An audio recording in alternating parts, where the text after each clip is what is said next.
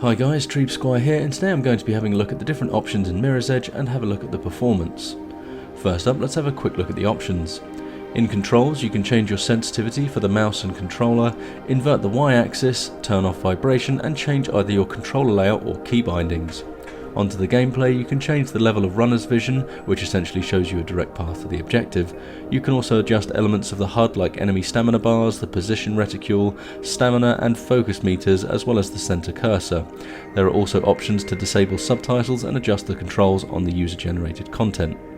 For audio, pretty standard stuff here. You have the master and music volume controls, as well as an option to boost the dialogue volume. You can also change your audio channel configuration and speaker type.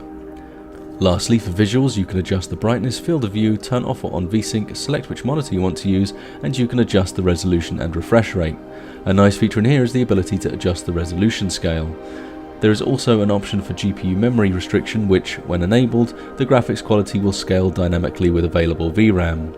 For the quality settings, you can adjust the textures, lighting, reflections, effects, post-process, mesh quality and motion blur, which all have variables of low, medium, high, ultra and hyper, and you can change the level of anisotropic filtering and the ambient occlusion. Onto the performance. With hyper settings, the game seems to run quite smoothly, with the frame rate varying between 60 and 70 FPS with regular drops into the 50s. In single card mode, the game generally sits around 50 to 60 with regular drops into the 40s. Although it was still quite playable, I'd recommend the Ultra preset if you're playing on a 980 Ti, as that keeps things above 60, and if you have two 980 Ti's, then the Ultra preset will keep the game at around 70 to 100 FPS. I should point out though that I'm having a very unusual glitch with the game, whereby if I have the texture settings to hyper, the game drops to 20 to 30 frames per second whenever I open the map or die and have to reload. I reached out to EA for support on this and they were about as useful as a third nipple, so I'm hoping this will be fixed in a patch soon.